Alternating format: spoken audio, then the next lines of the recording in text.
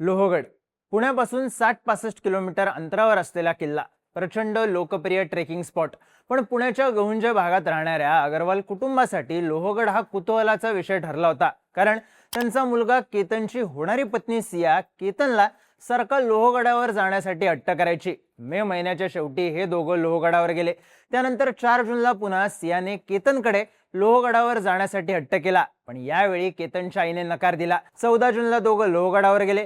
मग 18 जूनला पुन्हा सिया केतनला लोहगडावर जाऊ म्हणाली. तिचा वाढदिवस असल्याने घरच्यांनी यावेळी होकार दिला आणि सियाने केतनचा घात केला, त्याला थेट दरीत ढकलून. केतनच्या कुटुंबियांनी आरोप केलाय की सियाने केतनला मारायचा प्रयत्न 4 वेळा केला.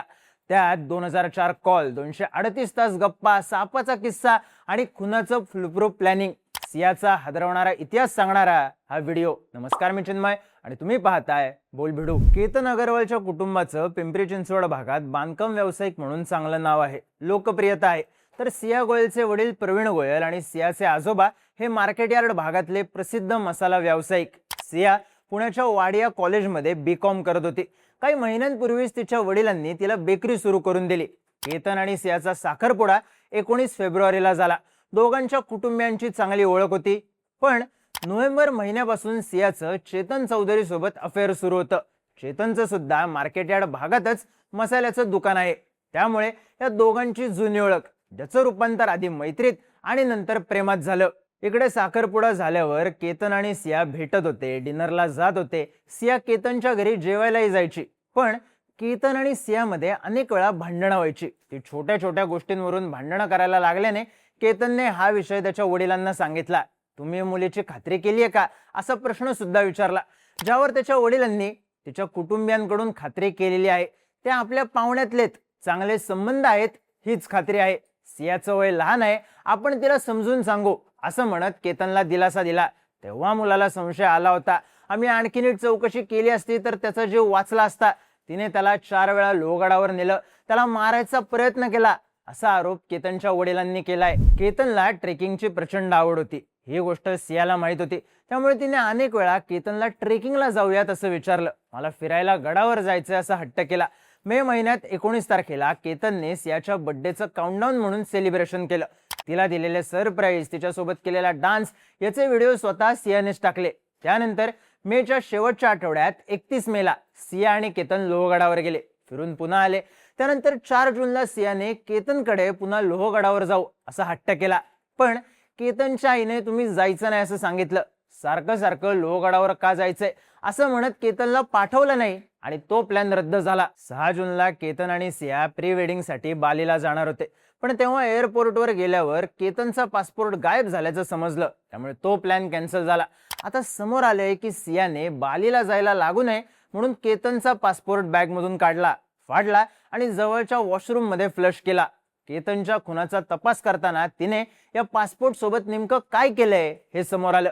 तिला त्याच्यासोबत बालीला जायचं नव्हतं. त्यामुळे तिने 4 जूनलाच केतनला लोहगडला नेऊन संपवायचा प्लॅन केलेला.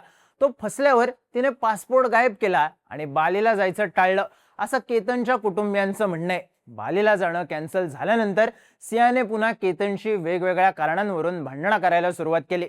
पुन्हा लोहगडावर जाऊ असं म्हणत हट्ट केला. तिने अनेकदा हट्ट केल्यानंतर 14 जूनला केतन आणि सिया पुन्हा लोहगडावर गेले. केतनच्या वडिलांनी पोलिसांना दिलेल्या जबाबात याबद्दल एक धक्कादायक गोष्ट सांगितली. केतनने त्यांना सांगितलं की 4 जूनला लोहगडावर जाऊ दिलं नाही म्हणून सियाने रडून रडून आकांडतांडव केलं. मला खूप त्रास झाला, त्यामुळे यावेळी मला जाऊ द्या. त्यामुळे आम्ही होकार दिला आणि हे दोघं लोहगडावर गेले. या सगळ्यात केतनचे वडील विशाल अगरवाल यांनी माध्यमांशी बोलताना सांगितलं की 14 तारखेला सियाने केतनला लोहगडावरून धक्का दिला होता. पण केतनने लगेच एका झाडाला धरला आणि तो वाचला. सियाला धक्का का दिला असं विचारल्यावर तिने सांगितलं, इथे साप होता, तुला चावला असता, त्यामुळे धक्का देऊन तुला बाजूला केलं. केतनने तेव्हा तिला मिठी मारली आणि जीव वाचवल्याबद्दल थँक्यू म्हणाला. पण मुळात तो केतनचा जीव घेण्याचा प्रयत्न होता जो हुकलेला. आपल्या जबाबात विशाल अगरवाल यांनी असंही नमूद केलंय की लोहगडला फिरून आल्यानंतर केतनने मला पुन्हा विचारणा केली की तुम्ही सियाबाबत संपूर्ण माहिती घेतली आहे का. तिला फोन केल्यानंतर तिचा फोन वारंवार बिझी लागतो आणि ती माझ्यासोबत असताना नेहमी तिचा मित्र चेतन चौधरी याचं नाव घेत असते. तिचे बाहेर काहीतरी प्रेमसंबंध असतील असं सांगितल्यावर मी, माझी मुलगी संजना आणि माझा लहान भाऊ विजय अग्रवाल आम्ही मुलगा केतनला सिया आपल्या नात्यातली असल्यानं तसं काही नसेल असं सांगून त्याची समजूत काढली होती. साहजिकच केतनला सियावर संशय आला होता, पण घरच्यांनी विश्वास दिल्यामुळे त्याने खोलात जाऊन चौकशी केली नाही. 17 जूनला सियाने केतनकडे पुन्हा एकदा लोहगडावर जाण्याचा हट्ट केला, पण 14 तारखेला जाऊन आल्याने केतनच्या आईने विरोध केला. यावेळी सियाने रात्री 11 वाजता केतनच्या आईला फोन केला आणि माझा 19 तारखेला वाढदिवस आहे, त्याचं प्री बर्थडे सेलिब्रेशन करायला आम्ही चाललोय, माझे मित्रमैत्रिणी सुद्धा आहेत, वाढदिवस असल्याने माझ्या पत्नीने परवानगी दिली. त्यानंतर केतन आणि सिया 18 तारखेला सकाळी लोहगडावर गेले. 11:15 वाजता सियाच्या आईने माझ्या पत्नीला फोन केला आणि केतन गडावरून पडलाय, तुम्ही तातडीने गडाजवळ या असं सांगितलं. तिथे गेल्यावर आम्हाला केतन बेशुद्ध अवस्थेत असल्याचं समजलं. त्याला हॉस्पिटलमध्ये नेण्यात आलं, पण उपचाराआधीच डॉक्टरांनी त्याला मृत घोषित केलं असं विशाल अग्रवाल यांनी आपल्या जबाबात सांगितलंय. या सगळ्यात भर म्हणजे जेव्हा केतनचा मृतदेह घरी आणण्यात आला तेव्हा सियाने काहीच प्रतिक्रिया दिली नाही. तिच्या चेहऱ्यावर कसलंच दुःख, धक्का दिसत नव्हता. पण त्यावेळेस कुणी या गोष्टीकडे विशेष लक्ष दिलं नाही असंही अग्रवाल कुटुंबियांकडून सांगण्यात येते. पुणे ग्रामीण पोलिसांनी जेव्हा या प्रकरणाचा खोलवर तपास केला तेव्हा त्यांना सीसीटीव्ही मध्ये चेतन चौधरी दिसला. त्याने भर उन्हात हुडी घातली होती, आपली ओळख लपवायचा पुरेपूर प्रयत्न केला होता. त्या दिवशी त्याने आपला मोबाईल आपल्या दुकानात ठेवला आणि एका कामगाराचा फोन घेऊन तो लोहगडावर 2 व्हीलरने आला. पण आधी एका टोल नाक्याच्या सीसीटीव्ही मध्ये तो दिसला, त्यानंतर लोहगडाजवळच्या सीसीटीव्ही मध्ये दिसला. सियाच्या कॉल रेकॉर्ड्स मध्ये त्याच्याशी 6 महिन्यात 2004 फोन कॉल झाल्याचं आणि 238 तास बोलणं झाल्याचं पुढे आलं आणि पोलिसांचा संशय आणखी बळावला. चौकशीमध्ये समोर आलं की केतनने सिया आणि चेतनच्या बोलण्यावरून शंका उपस्थित केली होती. या दोघांची जुनी ओळख होती, त्यामुळे पोलिसांनी दोघांनाही ताब्यात घेतलं आणि चौकशीत हे दोघंही उडवाउडवीची उत्तरं देत असल्यानं संशय आणखी वाढला. पोलिसी खाका दाखवल्यानंतर मात्र या दोघांनी कबुली दिली.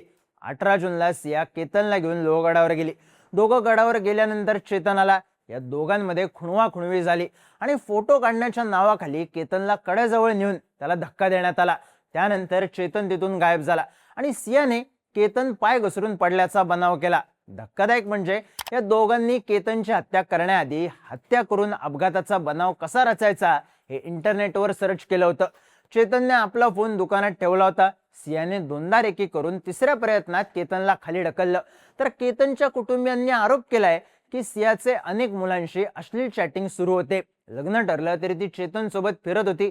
उदयपूरला जाऊन आली होती. तिला केतन पसंत नव्हता.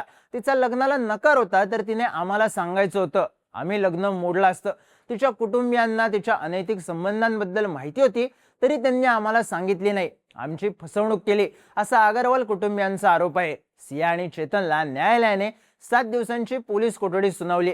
चेतनच्या वकिलांचं म्हणणं आहे की ही हत्या नसून अपघातच आहे, त्यामुळे अधिकच्या तपासात काय पुढे येणार हे महत्वाचं आहे. पण अग्रवाल कुटुंबियांना ह्या सगळ्यात मोठा हादरा बसलाय.